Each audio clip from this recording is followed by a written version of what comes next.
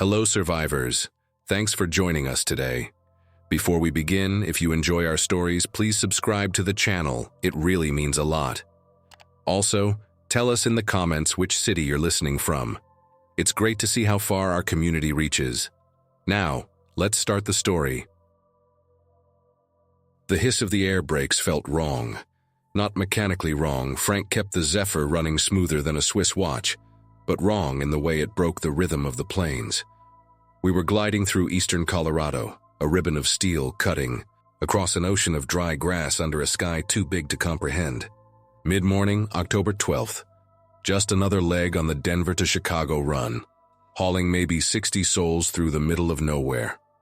I'm Leo, conductor on this run for the last 8 years.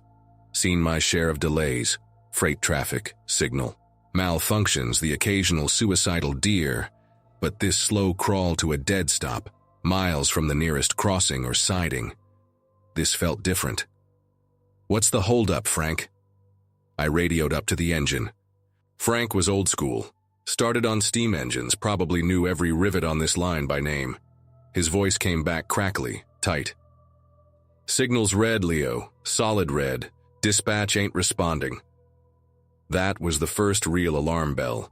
Dispatch always responds, even if it's just to tell you to hold tight. Silence on the main channel was unheard of. "Try auxiliary," I suggested, already flipping channels myself. Static, all across the band. Nothing but white noise where there should have been chatter from other trains, maintenance crews, dispatch centers. "Dead air," Frank confirmed. "Tried my cell too. No service out here naturally." Of course not. We were in that sweet spot between towers, where the world decided connectivity wasn't worth the investment. Miles from anywhere wasn't just a figure of speech. Look out the window in any direction, and all you saw was grass, sky, and the shimmering heat haze distorting the horizon. Beautiful, in a desolate sort of way. Terrifying, when you're unexpectedly stranded. I walked back through the first passenger car. Business types mostly, laptops open, oblivious. A young woman, maybe college age, headphones on, staring out at the endless landscape. A family with 2 young kids playing some game on a tablet, the parents looking bored. The usual mix. No one seemed overly concerned yet. Delays happen. But the silence from the radio, the dead signal, it prickled the back of my neck. "Everything okay, conductor?" A man in a crisp suit, mid-40s, looked up from his Wall Street. "Journal, Mr. Henderson," I remembered from his ticket. "Regular commuter between Denver and Omaha." "Just a signal delay, sir," I lied smoothly. "Rule 1 of conducting. Project calm, even when you don't feel it. Should be cleared up shortly." He nodded, accepting it, but his eyes lingered on me a second too long. He sensed it too, the wrongness. Back in the vestibule between cars, I pulled out my own satellite phone, the one the company issued for emergencies in dead zones like this. Dialing dispatch yielded the same result. A fast, busy signal, like the line didn't even exist anymore. I tried the main office in Denver. Same thing. Chicago? Nothing. It wasn't just a local outage. Something bigger was happening. Frank's voice crackled again, louder this time, laced with something I hadn't heard in his voice before. Fear. "Leo, you need to see this. Up ahead, on the tracks." I made my way forward, past the dining car where the crew was starting lunch prep, oblivious through the sleeper cars, finally reaching the engine. Frank was standing, peering through the reinforced windshield, his face pale under his usual. Didn't he pointed, about half a mile up, see him? I squinted, following his gaze. At first I thought it was debris blown onto the tracks by the wind. Then one of the shapes moved. It was a person. No, 2 people. They were just standing there in the middle of the tracks facing away from us, dressed in what looked like normal. Clothes, maybe jeans and jackets. "What the hell are they doing?" I muttered. "They trying to get themselves killed?" "Look closer," Frank said, handing me the binoculars we kept in the cab. I raised them to my eyes, focusing. The figures resolved, a man and a woman. The man was missing an arm, the ragged stump dark against his plaid shirt. The woman. Her head was lolling at an impossible angle, like her neck was broken. But they were standing. And then, slowly, deliberately they turned. Even through the binoculars, the distance, the heat haze, I saw their faces, or what was left of them. Skin gray, taut over bone, eyes milky white, vacant, jaws slack, stained with something dark. They weren't just standing there. They were waiting. Jesus Christ, Frank breathed beside me. What happened to them? Before I could answer, another figure emerged from the tall grass beside the tracks. This one was moving faster, a jerky, twitching gait, like a puppet with tangled strings. It wore the tattered remains of a farmer's overalls.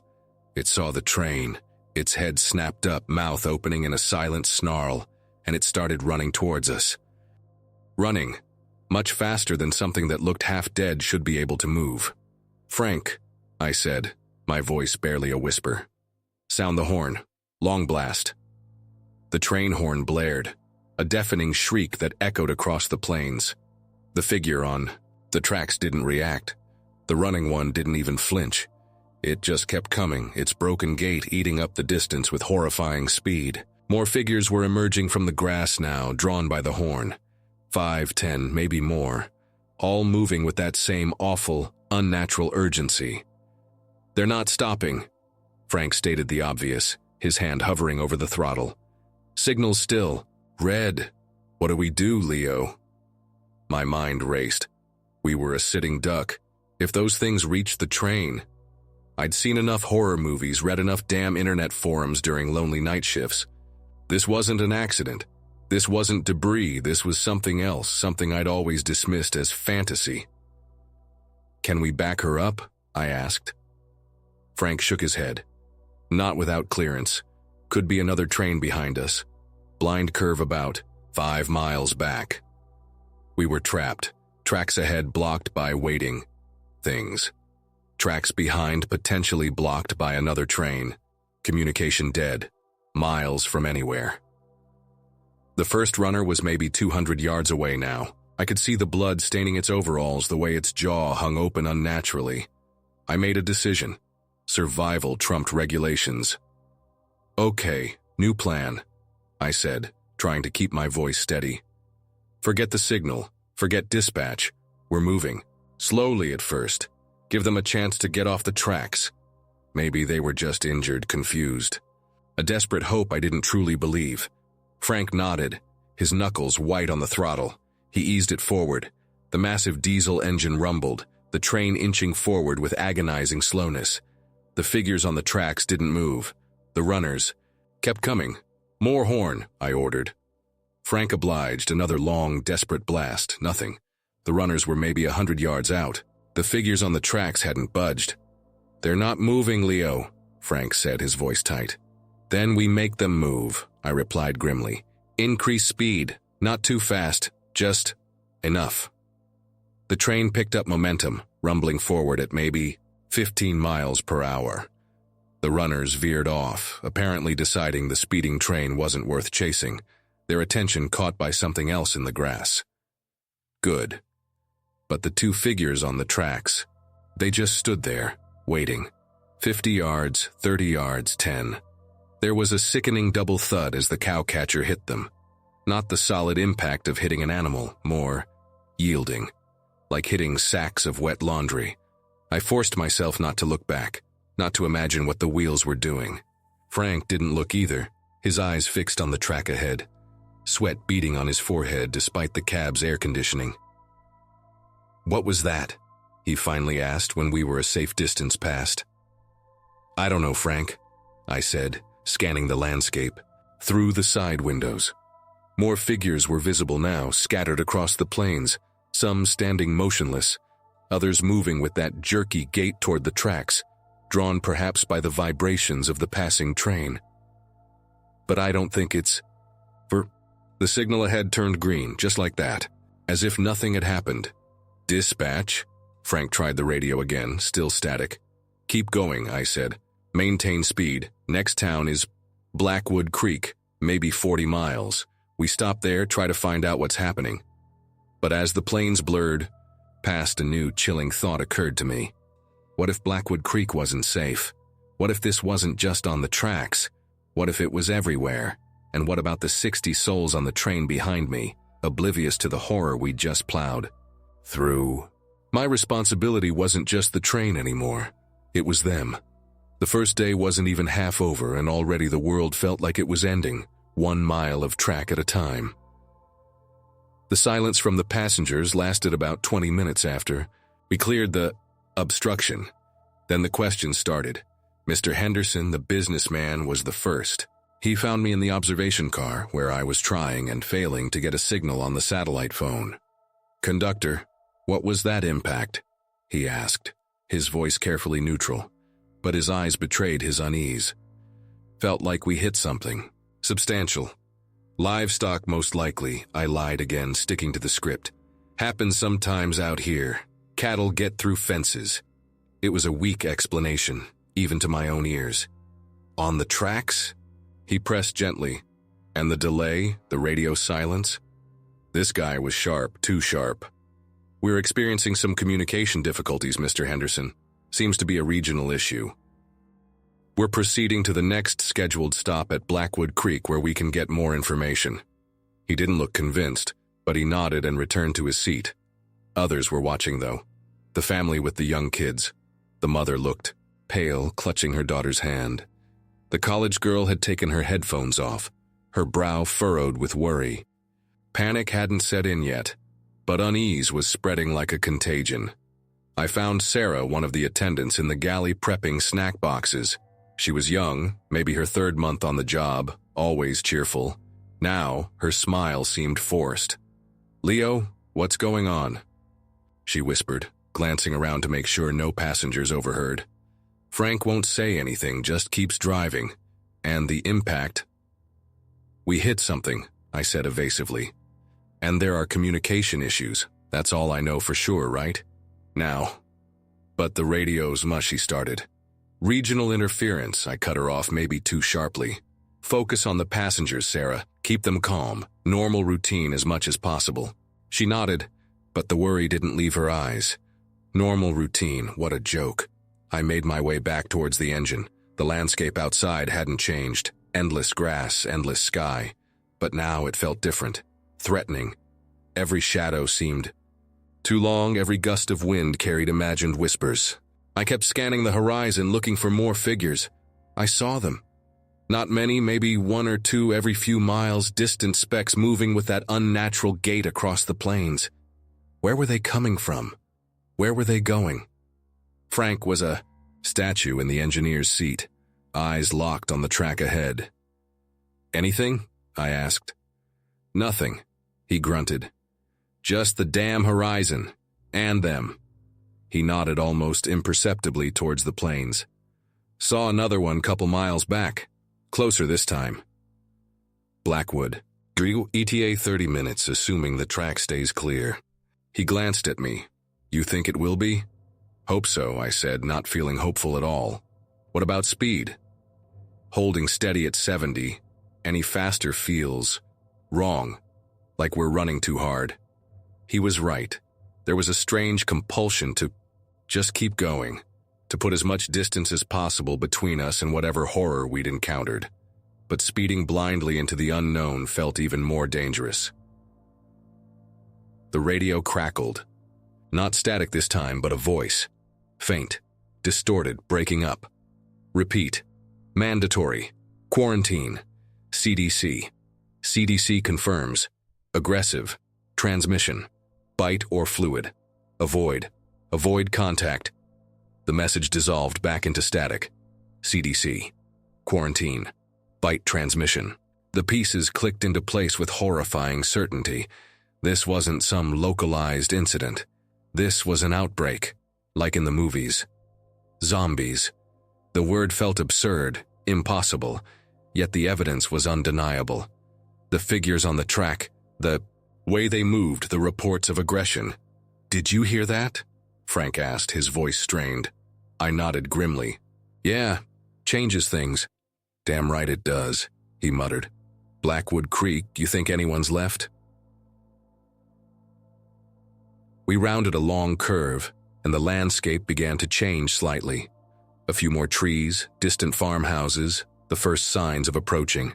Civilization, however, small.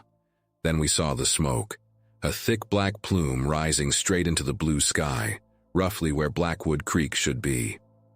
No, Frank breathed. As we got closer, the scene resolved into something out of a nightmare. The small town was burning. Not just one building, but multiple fires raging unchecked. We could see vehicles overturned in the main street, dark shapes moving between them. The train tracks ran right along the edge of town, maybe 50 yards, from the nearest buildings. "We're not stopping," I said, the decision instantaneous. "Frank, pour on the speed. Get us through here as fast as possible." Frank didn't argue. He pushed the throttle forward, and the Zephyr surged ahead, the engine roaring. We flew past Blackwood Creek at nearly 90 miles per hour. Through the windows, we caught flashes of horror. Figures feasting on something in the street. A police car crashed into the general store, flames licking at the wooden facade of the church. The smell of smoke and something else. Something acrid and rotten briefly filled the cab even through the closed vents. Then we were past it, the burning town receding behind us, the endless plains stretching ahead once more. But the image was seared into my mind. This wasn't contained, this wasn't regional, this was everywhere. My satellite phone chirped. A text message. Service must have briefly connected as we passed near the burning town. It was from Sarah, the attendant. "Leo, passenger in car 3, acting strange. High fever, shaking." My blood ran cold. It wasn't just outside anymore. It was inside, on the train, with 60 potential victims trapped with it. The first day was turning into a rolling coffin, and we were still miles from anywhere that might pass for safe. "Frank, how far to the next potential stop?" I asked, trying to keep the panic out of my voice. "Anything, siding, junction, anything." Frank consulted his route map, his face grim in the cab's dim light. "Next scheduled is Willow Springs, about 60 miles. But there's an old maintenance siding. Junction 4B, maybe 15 miles ahead. Haven't used it in years, switch might be rusted shut." "We're taking it," I said. "We've got a situation in car 3. Potential exposure." I couldn't bring myself to say infected. Not yet. Frank just nodded, his focus back on the track. He understood. I hurried back through the train. The atmosphere had changed dramatically. The sight of the burning town, even from a distance, had shattered the illusion of normalcy. Passengers were clustered near windows, whispering, pointing. Fear was a tangible thing in the air now, thick and cold. Mr. Henderson met me halfway, down the business car. "Conductor, that town, what in God's name is happening?" "I don't know for sure," I admitted, deciding partial honesty was better than obvious lies. "But it's bad. We're heading to a secure siding to assess the situation." His eyes narrowed. "Secure? Out here?" "It's our best option right now," I said firmly and kept moving. I found Sarah hovering nervously outside the restroom in car 3. "He's in there," she whispered, gesturing toward the closed door. "Mr. Peterson said he felt sick after lunch. Then he started shaking real bad, got really pale, locked himself in." "Did he have any contact with anyone unusual?" I asked carefully. Sarah shook her head. "No, he's been in his seat all morning. Read a book, took a nap." So it wasn't necessarily from a bite. The radio had mentioned fluid transmission too. How had he been exposed? The air vents, contaminated food? The possibilities were terrifying. "Okay," I said, taking charge. "We need to isolate this car. Go back, lock the doors connecting to car 2 and car 4. Tell passengers it's a mechanical issue, standard procedure, no panic." "What about him?" Sarah gestured toward the restroom. "I'll handle it." As Sarah hurried off, I approached the restroom door. I could hear movement inside. Shuffling sounds, a low moan. "Mr. Peterson?" I called, trying to keep my voice even. "This is the conductor. Are you all right in there?" A loud bang answered me, like something heavy hitting the door from inside. Then silence, followed by a wet, gurgling sound. "Mr. Peterson, I need you to open the door." Another bang, harder this time. The door shuddered in its frame. This wasn't good. I drew the heavy wrench I always carried in my belt loop, my persuader for stuck couplings or frozen switches. It felt pitifully inadequate. "Sarah, status?" I radioed quietly. "Doors locked, Leo. Passengers are asking questions, but they're staying put for now." "Good. Stay there. Keep them calm." I braced myself against the opposite wall of the narrow corridor. "Mr. Peterson, I'm coming in." I slammed my shoulder into the door. It held. Again, the lock splintered. On the third try, the door flew open. Peterson, or what was left of him, stood hunched over the small sink, his reflection staring back from the mirror. His business suit was immaculate, but his skin had that awful gray pallor, veins standing out like dark rivers under the surface. His eyes, when they flickered toward me in the reflection, were milky white. He was chewing on something. His own hand. Blood dripped from his chin onto the pristine white porcelain. He turned slowly, that wet gurgle escaping his throat as he saw me, his jaw unhinged slightly, revealing teeth stained dark red. He took a shuffling step forward. I didn't think. I reacted. I swung the wrench. The heavy steel connected with the side of his head with a sickening crunch. He staggered, seemed momentarily confused, then lunged again. I swung harder, aiming for the temple. Another crunch. He went down, twitching, the gurgling sound fading. I stood there, wrench raised, heart pounding, listening to the silence. He wasn't getting up. Headshots. Mike's voice echoed from the nightmare in Lancaster. No, that wasn't my memory. That was one of the sample stories. My memory was Frank, the engineer. Headshots only. Dr. Reynolds' words from the CDC. No, that wasn't my memory either. Focus. The creature on the floor. Headshot. That was the... When I brought the wrench down one last time on the back of his skull, the twitching stopped. My hands were shaking. I'd just killed a man, a passenger. But he wasn't a man anymore. Bile rose in my throat. I backed out of the restroom, pulling the damaged door shut as best I could. "Leo." Sarah's voice, small and scared, came from the end of the corridor. "It's contained," I managed. "Keep this car sealed. No one in or out, understood?" "Understood," she whispered back. I leaned against the wall, trying to catch my breath, trying to process what had just happened. The smell of blood and decay seemed to cling to me. "Frank's," voice crackled over the radio.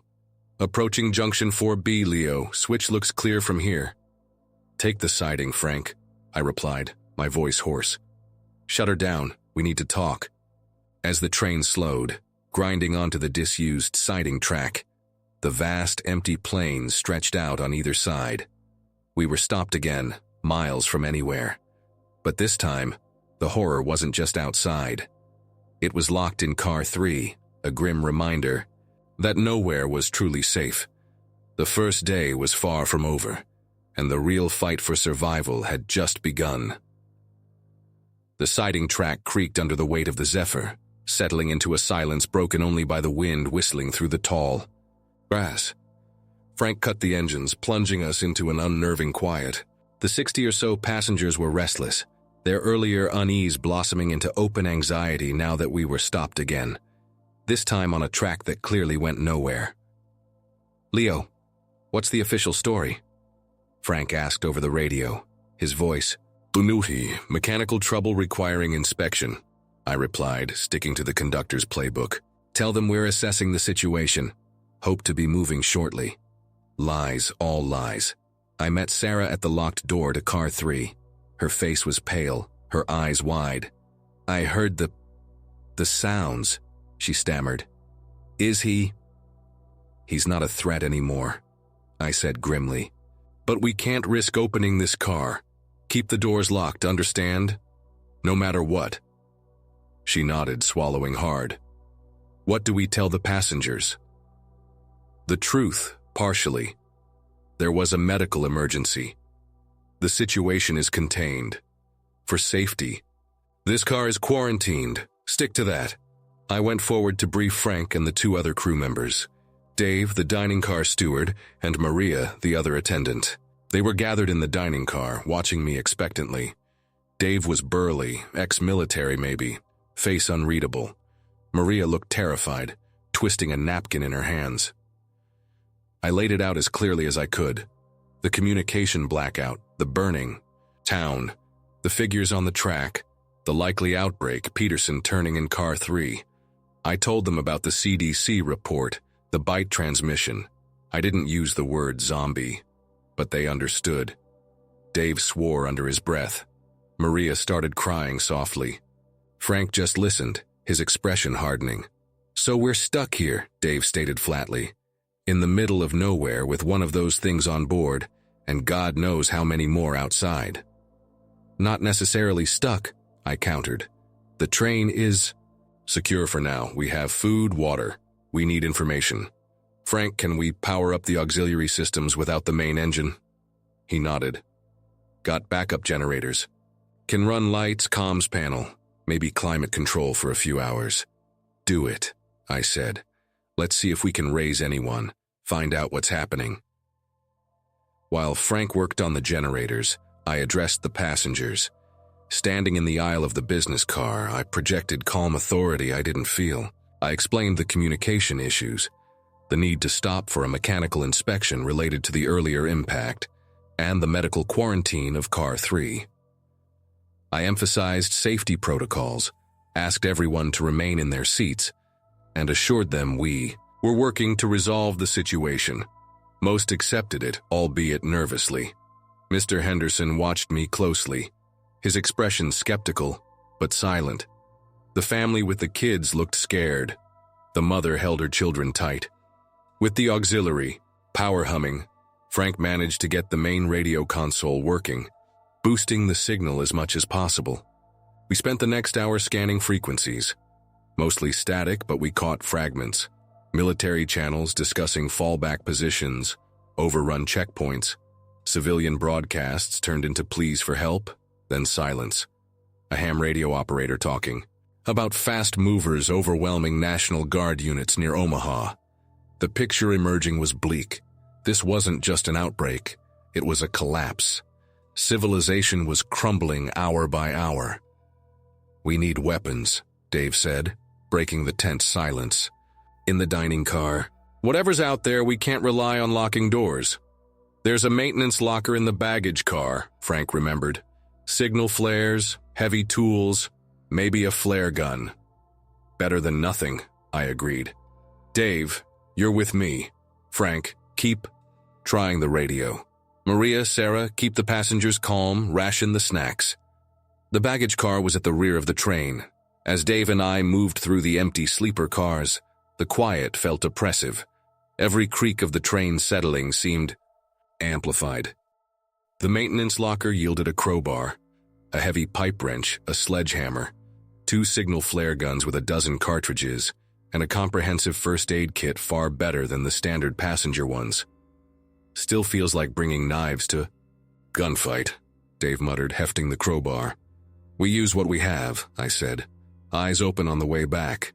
As we passed through the observation car, I noticed movement outside. Far out on the plains, maybe half a mile away, a line of figures was moving parallel to the tracks, too far to make out details, but their jerky, unnatural gait was unmistakable. They weren't heading towards us, not yet, but they were out there, and their numbers seemed to be growing. They're like ants, Dave whispered, following my gaze. Where are they all coming from? Back in the dining car, Frank had news. None of it good. Caught a final military broadcast before it cut out, he said, pointing to a location on the route map.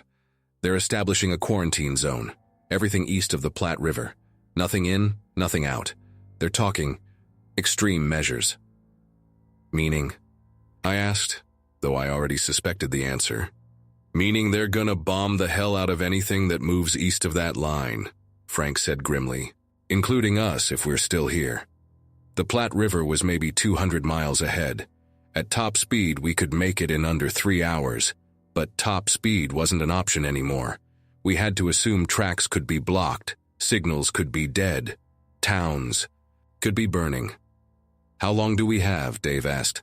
"Broadcast didn't say hours, a day." Frank shrugged helplessly. "Could be happening right now." A scream cut through the train. It came from the rear near the baggage car. Dave and I exchanged looks and moved instantly, weapons ready. We found Maria backed against the locked door of the last passenger car, face white with terror. Something tried to get in," she stammered, pointing at the heavy steel door connecting to the baggage car. From outside, banging, scratching. I examined the door, thick steel designed to withstand derailments. But there were fresh scratches near the handle, deep gouges in the metal. Something with incredible strength had been trying to force its way in. We hadn't heard it over the generator hum. "How?" Dave asked, bewildered. "How did it get on the train?" I looked out the rear window of the observation car. The tracks stretched back into the distance, empty, but clinging to the ladder on the side of the baggage car, barely visible in the afternoon shadows, was a figure. It wasn't moving, just hanging there, its head turned toward our window, milky eyes fixed on us. It had ridden the train.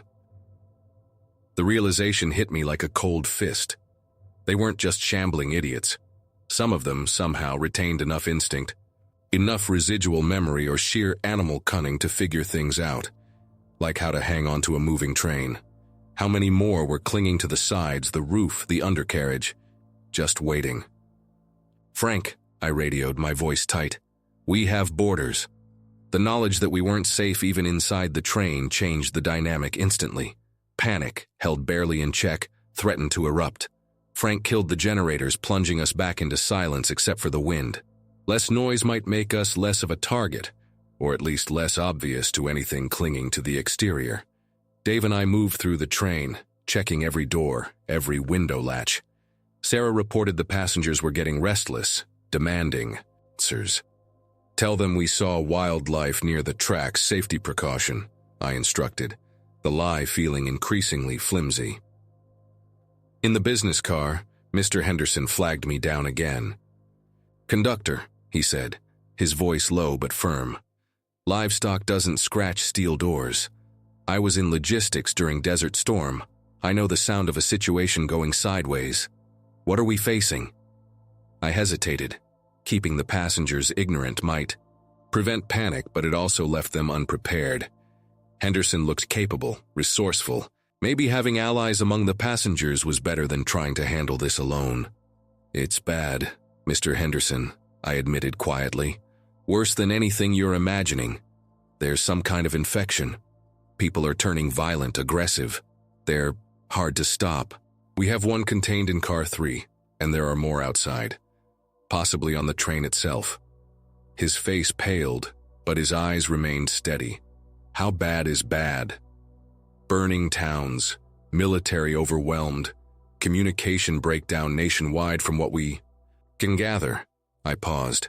"And we have reason to believe the military might take extreme measures to contain the spread east of the Platte River. We need to get across that river, fast." He absorbed this, nodding slowly. "What do you need?" "Eyes and ears. Help keeping people calm. And if it comes down to it..." I didn't need to finish. "I understand," he said. "Sergeant Henderson retired. Got about 20 others on board with some kind of service background, police, fire, EMS. We can organize." Relief washed through me. "Good. Keep it quiet for now. Organize yourselves, identify anyone with medical training. We need a plan." As Henderson moved off to discreetly talk to other passengers, I felt a shift. We weren't just crew and passengers anymore. We were survivors. But survival depended on getting moving. "Frank," I radioed, "can we clear the siding switch manually, get back on the main line?" "Maybe," came the reply. "It's old, probably rusted.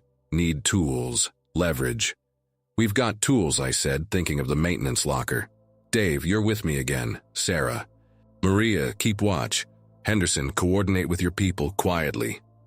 Dave and I gathered the crowbar, sledgehammer, and wrench. Exiting the train felt like stepping onto an alien planet. The sun was lower now, painting the clouds orange and purple. The wind rustled the grass, carrying faint, distant sounds I couldn't identify. We moved quickly to the front of the train where the siding switch mechanism was located. It was worse than Frank feared. Rusted solid, covered in years of dirt and neglect. We worked frantically, using the crowbar for leverage, the sledgehammer to break the rust's grip. Sweat poured down our faces despite the cooling air. Every few minutes, one of us would scan the horizon, checking for movement. The line of figures we'd seen earlier was closer now, maybe only a quarter-mile away, still moving parallel to the tracks. After 20 minutes of brutal effort, the switch lever groaned, then moved. Just an inch, but it moved. Almost there, Dave grunted, putting his full weight on the crowbar. With a final screeching protest, the mechanism shifted, aligning the siding track back with the main line. "Done," I radioed Frank. "Start her. Up." The train's diesel engines coughed, then roared to life, the sound shattering the plane's silence. Too loud. Way too loud. "Leo!" Sarah's voice screamed over the radio. "They're coming from the back. They're on the roof." We sprinted back toward the train as the first figures appeared on top of the baggage car, silhouetted against the setting sun. They dropped onto the coupling between cars with unnerving agility. More were climbing up the sides now, drawn by the engine noise. "Get inside!" Dave yelled, shoving me toward the nearest door. He turned, crowbar raised, to face the first infected, scrambling along the side of the train. I pulled myself up, turning to help him, but he waved me off. "Go, get the train moving." I slammed the door shut, locking it, just as Dave swung the crowbar, connecting with a sickening crunch. Through the window, I saw him go down under 2 more infected. "Frank, move!" I screamed into the radio. "Now! Full throttle!" The train lurched forward, wheels spinning on the track before finding purchase. We accelerated rapidly, leaving the siding behind, merging back onto the main line. Through the rear observation window, I watched the siding fall away, watched the figures swarm the spot where Dave had fallen. He hadn't stood a chance. We were moving again, hurtling east toward the Platte River, toward the quarantine line, toward potential salvation or fiery oblivion. We had lost 1 crew member. We had an infected corpse locked in car 3. We had unknown numbers of infected potentially still clinging to the exterior. And we had about 60 terrified passengers looking to me for answers I didn't have. The sun dipped below the horizon, plunging the plains into darkness. The first day was ending. The long night was just beginning. Darkness didn't bring relief, only a different kind of tension.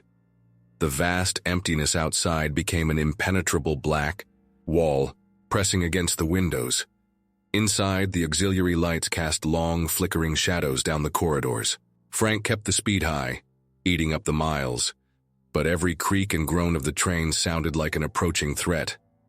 Henderson had organized his group, mostly ex-military and law enforcement, plus a couple of nurses. Emily Chen, the doctor, we'd picked up earlier, had quickly recruited. They established watches at the doors and windows, reporting movement, conserving our pitifully small arsenal of flares and tools. Car 3 remained sealed, a silent tomb rolling along with us. Occasionally, we'd hear a soft thud from inside, a grim reminder of what waited behind the locked door. Sarah and Maria moved through the other cars, distributing water and prepackaged snacks, their faces pale but determined. They focused on the children, trying to maintain a semblance of normalcy, playing quiet games, reading stories in hushed tones. The college kid, Mike, turned out to be surprisingly useful. He had some mechanical aptitude and worked with Frank in the engine cab, monitoring systems, keeping an eye on the track ahead through the night vision binoculars we found in the emergency. Around 10 p.m., Henderson found me in the dining car, nursing a cold cup of coffee I couldn't bring myself to drink. "Got patrols running," he reported quietly. 2-hour shifts. Cleared the exterior couplings and ladders near the doors. Didn't find any more riders.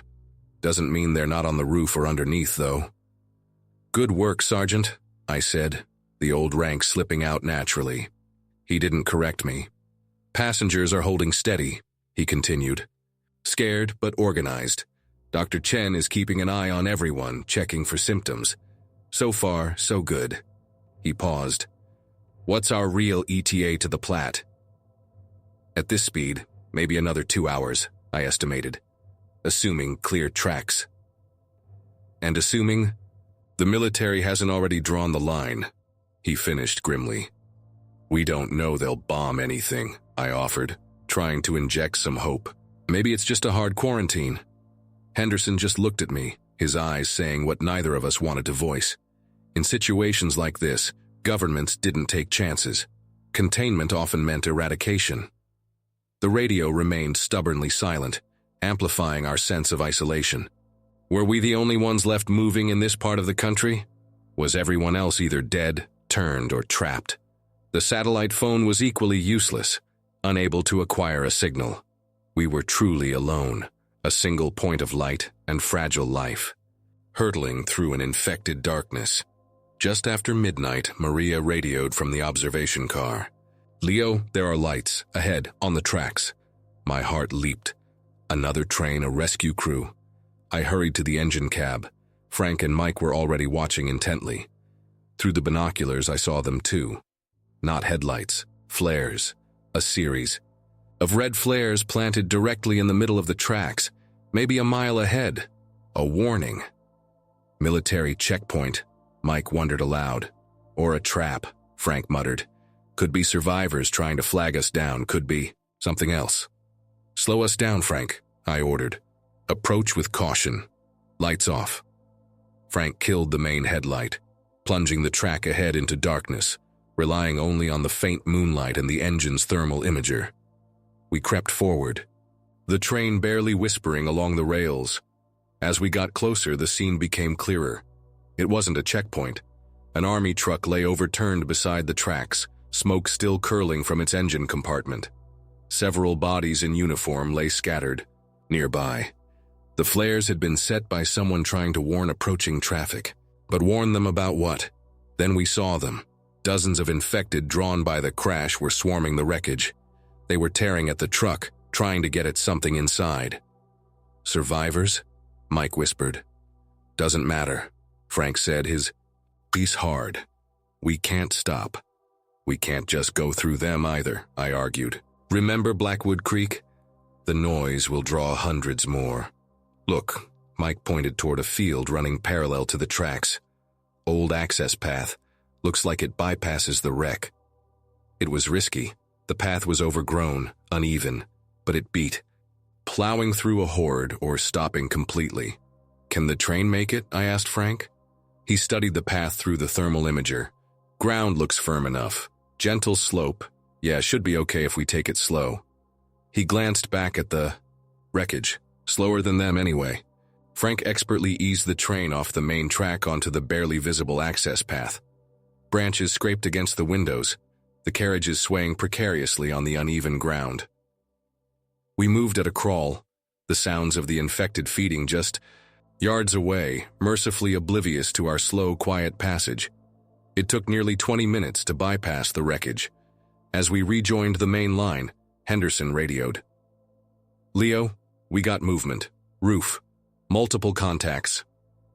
They hadn't been oblivious after all. Some had heard or sensed us, climbed aboard while we were moving slowly.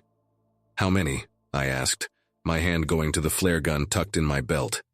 Hard to say. At least 4, maybe more. Moving toward the front. We were exposed, vulnerable. If they broke into the engine cab. Mike, I said, remember those signal flares in the baggage car? He nodded, understanding immediately. Red burns hottest. Exactly, Henderson, I radioed. Get your people ready, we're going onto the roof. Leaving Frank at the controls, Henderson, Mike, and I climbed the service ladder inside the vestibule, onto the roof of the first passenger car. The wind up here was fierce, threatening to tear us off the speeding train. Moonlight revealed the shapes immediately.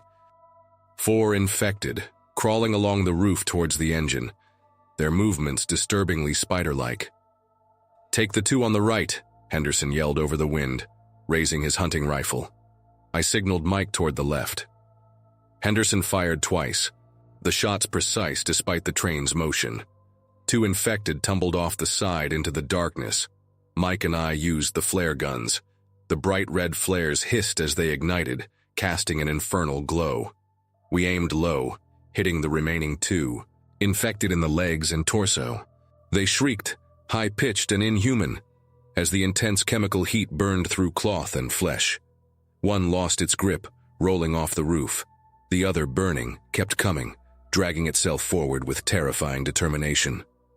"Reload," I shouted, fumbling with a new flare cartridge. Mike fired again, hitting the burning infected square in the chest. It convulsed, then lay still, smoldering on the metal roof. We scanned the rest of the train. No other immediate threats visible. "Clear for now," I radioed Frank. "Get us moving." We climbed back down, adrenaline leaving us shaky. The smell of burnt flesh lingered in the air. "That was too close," Henderson muttered, checking his rifle. "They're learning," Mike added, his young face pale but resolute. "Or adapting." We were maybe an hour from the Platte River now. The sky in the east was beginning to lighten. The first hint of dawn. Hope mingled with dread. Would we make it? What would we find? Frank's voice came over the radio, tight with tension. "Leo, bridge ahead. Platte River Bridge. It's damaged." Through the front windshield I saw it. The massive railroad. Bridge spanning the wide, dark Platte River. And in the center a gaping hole.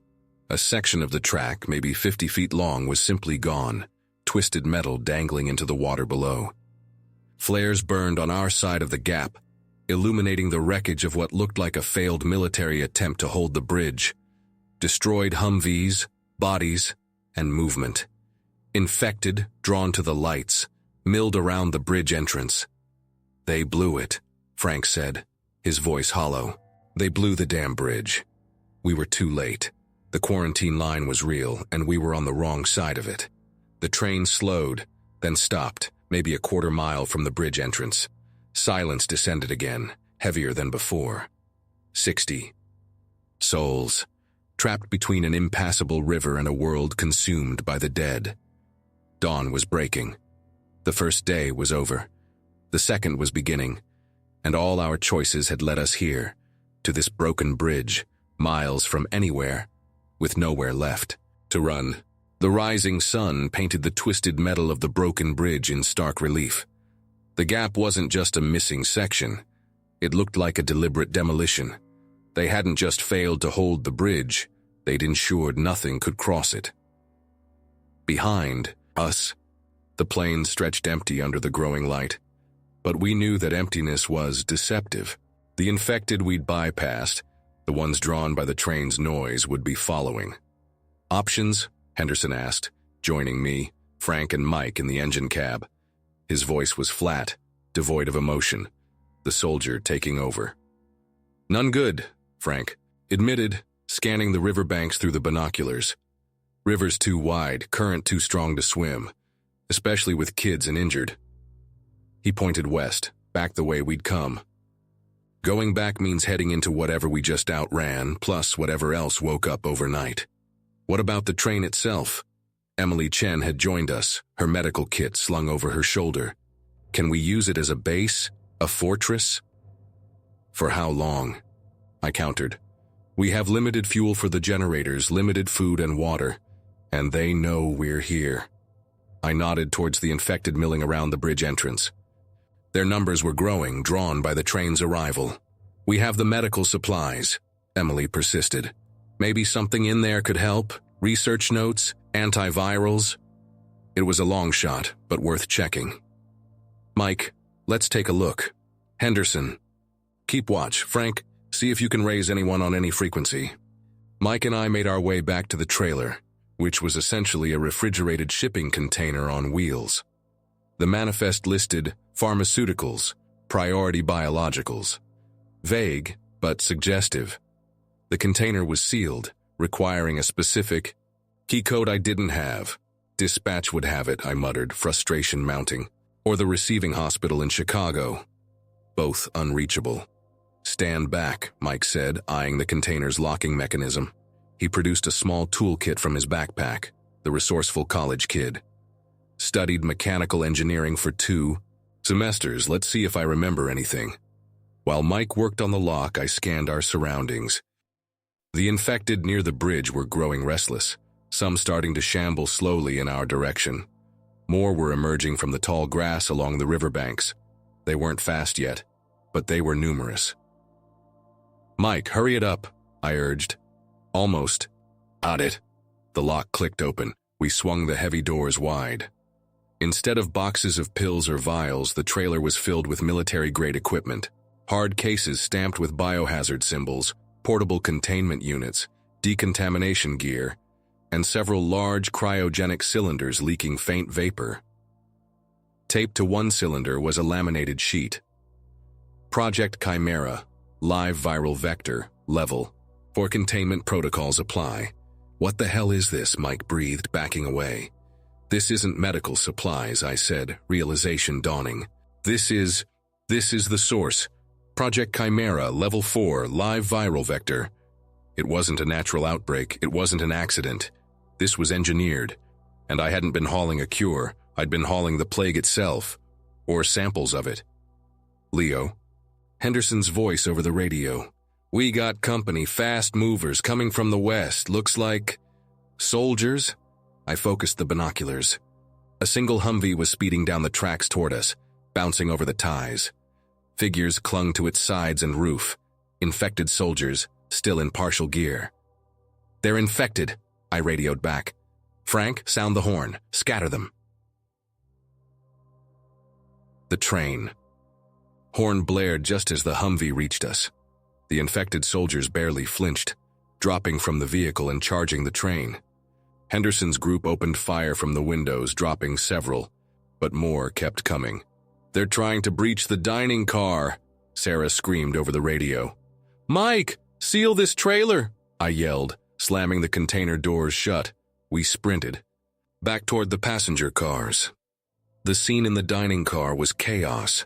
Infected soldiers, surprisingly agile despite their state, were smashing the reinforced windows, trying to claw their way in.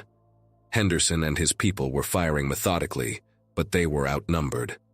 "Use the flares," I shouted, drawing my own flare gun.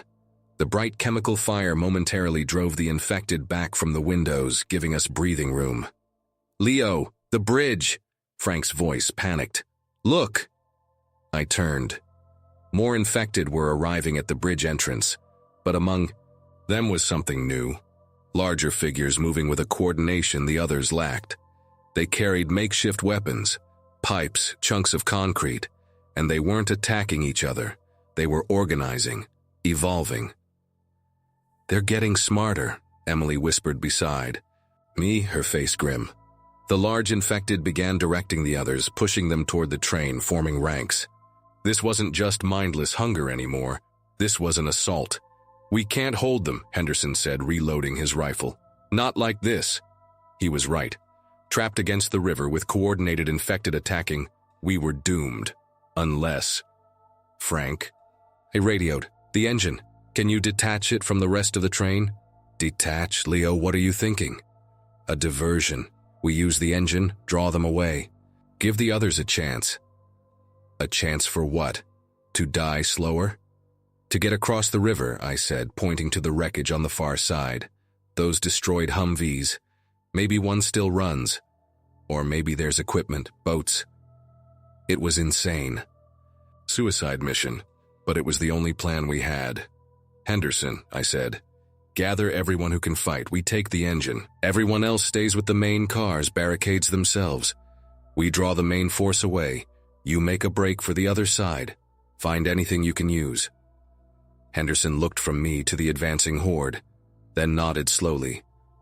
"All right, Conductor, let's do it." Leaving Emily in charge of the passengers, Henderson, Mike, Bill's sons Tom and Andrew and I fought our way forward to the engine. Frank had already started the decoupling procedure. The infected were slamming against the engine cab windows now, their faces inches away, distorted masks of rage and hunger. "It's done!" Frank yelled over the din. "Engine's free!" "Go!" I commanded. Frank threw the throttle forward. The powerful diesel engine surged ahead, leaving the passenger cars behind. As predicted, The main mass of infected, including the larger, coordinating figures, turned to follow us, the larger, louder target. We raced back west, away from the river, drawing the horde behind us. "Now what?" Mike shouted over the engines. "Now," I said, checking the flare gun. "We buy them time." We drove maybe 5 miles before the engine started sputtering. "Fuel line," Frank yelled. "Must have gotten damaged when we went off-road." The engine died, coasting to a stop in the middle of the plains. Behind us, the horde was still coming, a wave of death silhouetted against the rising sun. This was it. "End of the line." "Well, boys," Henderson said, chambering around. "Been an honor." We prepared for the final stand. Then Mike pointed. "Look." Coming low over the horizon, 2 Apache helicopters. Military. They hadn't abandoned this side completely. The Apaches opened fire, chain guns tearing into the horde, missiles erupting among the coordinating figures. The infected scattered, broke, their rudimentary organization collapsing under the onslaught. 1 Apache peeled off, hovering near our stranded engine. A rope ladder dropped down. "Central command to Zephyr engine," a voice crackled, unbelievably. Over Frank's radio. "Identify yourselves." "This is Conductor Leo Riley," I replied, stunned. "We have 5 survivors here." "Affirmative, Conductor. We have your passengers secured on the east bank. Sergeant Henderson's team found a deployable bridge unit in the wreckage. Grab the ladder, evacuating immediately. Area sterilization protocol. Commencing in 10 minutes. Sterilization protocol, bombing, they were going to burn it all. We scrambled up the ladder, the Apache lifting off just as the first bombs hit the plains behind us, turning the landscape into a sea of fire. Looking down, I saw the passenger cars still sitting by the river, Henderson organizing the survivors. They'd made it. We'd bought them the time they needed. As the helicopter banked east, carrying us away from the inferno, I saw the cryogenic container sitting sealed on the track beside the engine. Project Chimera, the source. Left behind in the fire, maybe or maybe not. Maybe this wasn't the end at all. Maybe it was just the end of the beginning. The first day was over. I had survived. But looking at the burning plains below, I knew the world I knew was gone forever. The fight wasn't over, it had just changed tracks.